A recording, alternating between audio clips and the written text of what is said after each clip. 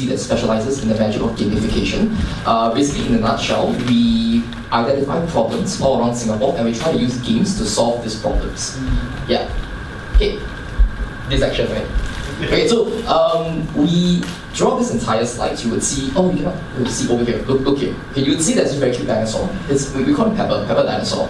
So Pepper Dinosaur is our company's mascot, and we use him to represent everything that our company do. Because we realized very early on, as any consumer, I don't really follow the social media of Sheng Siong or NTUC FairPrice. It's not a thing. So we wanted to create a medium that doesn't showcase, doesn't scream our company, and Pepper Dinosaur just fits nicely because it's neutral. Okay, so say, hi, my name is Pepper Dinosaur. What's yours? So like what I mentioned, Ransack just used different ways of games to make a daily activity more exciting. Okay, so for example, can I gamify how people cook at home? Can I gamify how learning is done in the classroom? So for example, instead of memorizing a periodic table or memorizing certain maths formula, can I gamify the process of how students or teachers go through this entire thing? Can we gamify Shopee, for example? I'm sure you guys shop, right? 11/11 Black Friday recently, and Shopee has like mini games inside. None of us play the games for the sake of the games. We only play the games because they give coins, and this coins keeps us coming back and getting discounts for future purchase. That's them gamifying the experience of online purchase. So that's what we do. So we say, hey, gamification, level up your solution because we all need an extra EXP in life. So it's a super powerful tool. You could use it to collect data, increase. There's so many perks that comes with gamification: engagement, brand awareness, customer loyalty, blah blah blah. Next. But we tell them, hey, it's a very daunting task. A lot of different corporates and companies, agencies outside, they try their hands on gamification. Most of the times, it's always very tedious, very expensive, and because there's a lack of understanding, they end up following through, but then the project didn't get the result they're looking for. So that's where Ransack comes in. We say, hey, it's dangerous to go alone, take us with you. So we work hand in hand with our clients.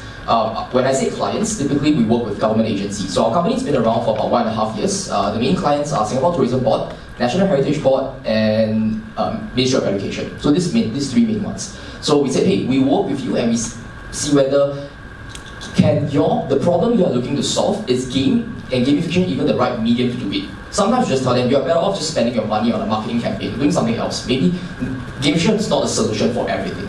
So with that, I'm going to run through one project that we did that I thought was quite interesting. I think that will be, let's go next. Skip next. Puzzle Hunt. So we created this thing with Singapore Tourism Board 1.5 years ago, right during circuit breaker. Essentially what a puzzle hunt is, it's an outdoor escape room.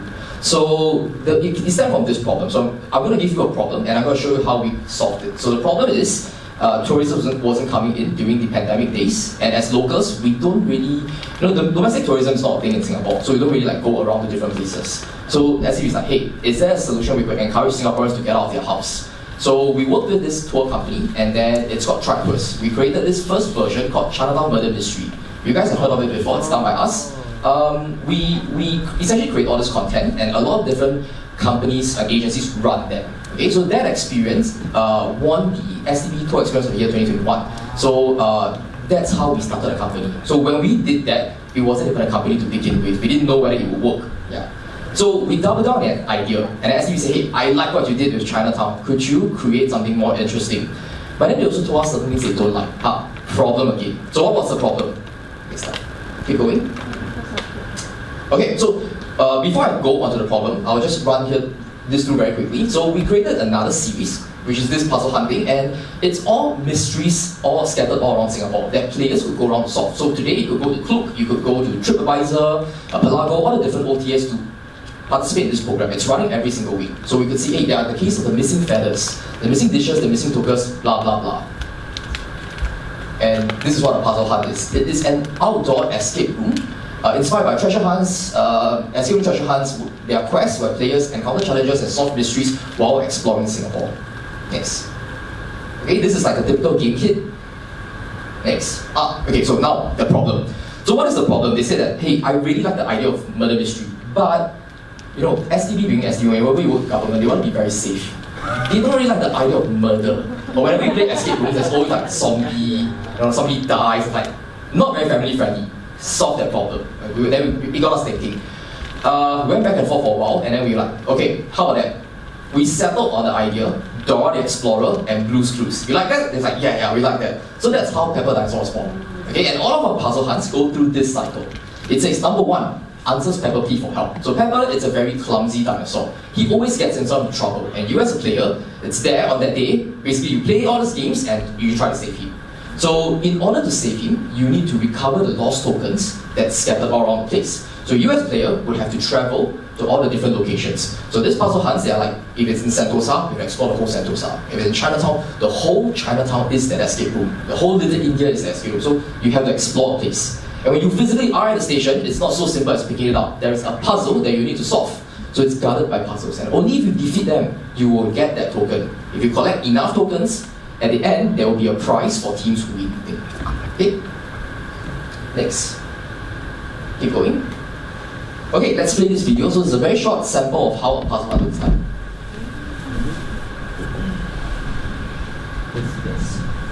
Is there music? I know the volume.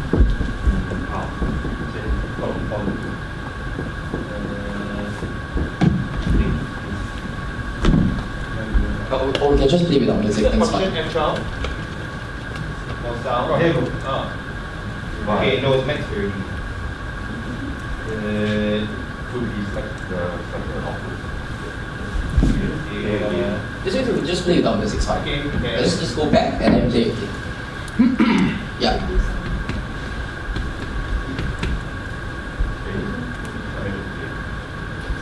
Sorry, You just go back again. Back one more time. Back one more time. Back one more time. Okay, yeah, then keep going. Okay. And then go again.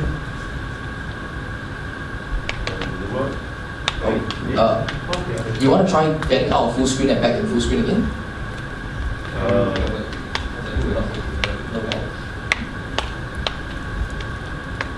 I see. Where is the whole house? There you go.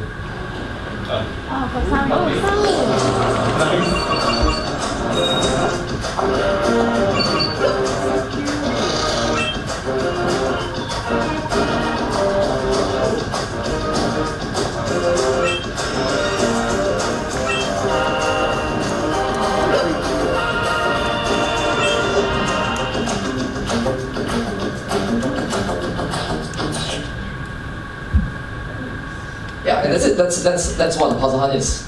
So, at the end of the day, it's just game. It's just like going out and play escape rooms, and then that's where STB come back to us again. Got another problem. So what's the problem? I need you to tell the story of Singapore. I need to have more learning objectives inside. You can't just go out and play. You know, whenever you try to get grants or you get government to support certain things, there must be a objective you need to fulfill. So they say, hey, all of these different puzzle hunts, could you tell a story about Singapore? And we say, okay, how can we do it in a way where it's not so cheesy? It doesn't sound like I'm playing another corporate game. Okay, so this is the one in Marina Bay, and the Marina Bay one, the theme is sustainability. So this year, STB, if you guys have the chance to work with them, this whole entire year, they're just shouting about sustainability. And we say, how can we make such a mundane topic interesting? So we say, Pepper Dinosaur, he sells ice cream for a living in Marina Bay, and one day he realized that his ice cream is melting way too fast, and he gets very frustrated. So he went to do some research, and he realized, there are actually 7 ancient tablets scattered all around Marina Bay, and if you as a player collect the tablets for him, he can make 7 tablets because Dragon Ball Qilong Zhu is a play. Okay, and if you collect all of the tablets, you could make a wish, and he will wish for global warming to go away. Then he can go back and sell ice cream again. So we try to take something that's very a very heavy topic and make it fun and lighthearted for everyone. Okay, so next. Yeah, so this is how the game kit looks like. You can see a physical copy here as well. Next. Yeah, we try to make it very interactive. So one thing we learned, what's a problem? A problem is whenever you are playing any board games or video games, one thing that people don't really like is the tutorial part. You know, it is very hard to figure out how to play that game. Okay, so we make that easy, and we said, hey, instead of having you read a bunch of rules, could we just turn it into a comic strip so you understand what's going on? Can we just explain it in a more visual way for you to tell you what are the game kits that comes, what are the items that comes along with this entire game kit? Next. Another problem. So they say, hey, if you are a Singaporean, doesn't mean you have a lot of advantage, right? You know, because you know this place very well. They'll be like, okay, how about that? We designed the map to not be drawn to scale, and getting lost and not knowing where you're going, it's part of the fun. Yeah, so that's fun. So it looks exactly like this. So the players visit this map, and then it's up to them to go and figure out where all the things are scattered. Next. Okay, so this is how a typical puzzle looks like. So if you look at the one on the right-hand side panel, you could see Pepper Dinosaur is standing on the pier, and there's a bunch of like small little pictures at the back. Okay, so this is actually trying to depict an actual scene that's physically at Marina Bay. So all of the games, the players have to travel to a location, and they have to be at the location. If not, you cannot solve the puzzle. And when we design all these games, we don't do any setup at all. We use whatever that's organic at the location in order to tell that story, right? So next. So, okay, it's very blurred, but this is roughly how it looks like. So if you've been to MBS, right on top of Haiti, there's a bunch of murals. And those murals depicts how the Singapore River looks like in the 1960s, as actual scene. And if you look at the other side and you see the juxtaposition, you see, oh, this is now the Singapore River, which is the clean and very nice one. So you get to see all these murals, and they're all arranged in different sequence. So let's next again. Okay, we're going back to this slide. So what you need to do as a player is, when you're physically there, you just need to rearrange. There are 7 different panels, and you will realize that there are 7 different blocks on the pier. And if you arrange them properly, you will get the clue which asks you to help Pepper the Dinosaur fish a water bottle from the book, from the ocean. Because it's sustainability theme, right? You gotta remove bottles and stuff from it. So let's go to the next page. You realize here at the bottom, there's actually a bottle. So the players will be figuring out, what do you mean by have to fish a bottle out from the book? Okay, I'm gonna show you the action. So we try to make it very immersive and different. So imagine if this, so if this is the puzzle. So they ask you to fish a bottle, and you can find it in one of the other pages here. The bottle is here, and you as a player, if you fold the book like that, you help Pepper complete the fishing rod, where he fished the bottle from the book. And the fishes are now pointing to the answer, which is purified, because it's tied to Singapore Tourism Board spend X amount of money to clean up the Singapore River and hence purify the place. So that's how we tie learning and play at the same time. So all of our books all of our games, we try to use all these very physical and hands-on elements that it takes people by surprise. Yeah. So next. This is a bit boring, but I'll share something a bit more interesting. Each of the different puzzles, like I told you, they all have the different themes. And when we start to have like Ministry of Education come in, they say, hey, could you make the other places as exciting as well? So give you an example, same thing, problem. What is the problem? Little India has this problem, okay? And they said, I want you to create a program that is not based on the Indian culture. Because we have a ton of walking tours around Little India. I don't want to have just another one there. Can you make that different? So we said, okay, let me think about it. Can. So the theme for Little India is lost trades. The lost trades basically means jobs that used to exist in early Singapore days but no longer exist today. So whenever I'm a player, I go to every single station. When I solve the puzzle, I will learn, actually at this very road that I'm looking at, there used to be a kacang putih man. Now you don't find a guy called kacang putih. So basically, kacang putih it's this guy who sells like snacks. Okay? And you go to another street, when you solve the puzzle, you realize, actually this whole street used to be places where dobies are. And dobies are people who physically manually wash the clothes. And now with washing machine and stuff, these jobs no longer exist. So every station teach them about a job that it's lost. Yeah. So that's an interesting way of how we gamify it. Next. Okay, so this slide it ties back to the method that we showed you earlier. When we design games, we realized that, hey, I really like the idea of escape rooms. When there are physically escape rooms, you get to play with like locks. That's what makes it interesting. You open a secret door, you have mechanics to play with, there's lasers to do it. But how can we replicate that sense of satisfaction of solving a puzzle in an outdoor setting with the restriction of not doing any setup at all? That was the problem that STV gave us. And same thing, we wrapped our brains again. How can we do it? They say, okay, like what? We find, and that's where we found all these different analog forms of medium. So in some of our books, we use things like actual, Morse codes. Okay, there are different mechanics that you have to play. There's a puzzle tool where you have to alter some of the pages. There are maybe one of the pages, if you realize, when you are a player, who is very well versed on all these escape room games, you get very suspicious, and you realize, actually one of the pages, how come it's thicker than the rest? And when you're playing the game, they tell you, you have to tear open the page. When you tear it, it reveals a hidden pocket where a clue is actually embedded inside. And we use things like invisible ink. Okay, maybe you're at a certain spot, if you rub it hard enough, you actually reveal a clue at the back of things. And we do things like that to basically make it interesting. Yeah. Then we find ourselves working a lot with schools is because we teach teachers how to use all these different elements to make classroom more fun as well. Yeah, thanks. And here, so you could say over here, it says Pepper's Hot Seat. So when you play this game, we highly encourage players to just explore, and getting lost is part of the fun. You need to be physically at the location to solve the puzzle. That justify it and give people a reason why I'm going to this part. When you play a game, if you tell them that, hey, the next 2 hours you're going to be walking around Chinatown in the hot sun, they're not going to like it. But if you give them the setting that, I'm walking around and there's a reason for me being at a station. If I take this game home, I cannot solve it because I'm not physically able to look at it. Then that's the fun part. And the last one is how can we create something that brings people to all of the different stations? And same thing, that's a problem. How do I solve it? And I thought back and I said, I love Pokemon. Pokemon is a part of me. Okay, I grew up with Pokemon, so I think, hey, I like the idea that whenever a Pokemon trainer defeats a gym, you get a badge. So can you defeat whenever you conquer a puzzle hunt, you get a badge as well. So all those over there are badges that people could collect along the way, and it becomes something where if a family, this is a bit more business term, when we work with different locations, the business acquisition for this program, it's very low. Whenever we acquire one customer to play the game, there is a 70-80% chance they will play a second time because they want to finish collecting all of the badges. At this very moment, there is a 27% chance somebody who have played one game will end up collecting all 5 badges. And we use this as a value proposition to reach out to different locations. So by next year, we will have 4 more locations on board. It's Haw Par Villa, Science Centre, National Gallery, can't remember the last one, but all these different locations. And that's it. So this is my last slide. This is our company's social media account. If you guys enjoy Pepper, you want to find more about him, you can follow Pepper the Dinosaur. Okay? So we wanted to showcase gamification, but not have our company word Ransack be scattered anywhere. So other than me telling you, you wouldn't know the word Ransack doesn't resonate with you. So in Pepper's social media account, you will see him just hanging out, chilling. It all comes with very witty captions. And if you scroll on to the right, just scroll the other side, every single post comes with a puzzle that players can solve. And when you solve the puzzle, we give away things every week like bubble tea vouchers, Grab vouchers, Christmas. We're working with partners where we're giving away staycations and stuff. So that's our method of keeping people who enjoy solving all these kind of puzzles to continue to come back and find us.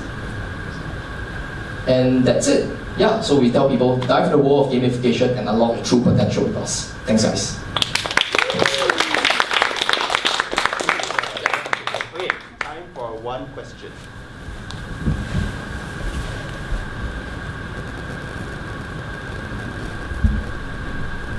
Yes. Do you have like a favorite puzzle out of all the ones that you've made? Do you have like one that you're really, really proud of? Not really. Maybe I'll answer that question in a different way. When we first started, have you guys heard of this company called Clued Up?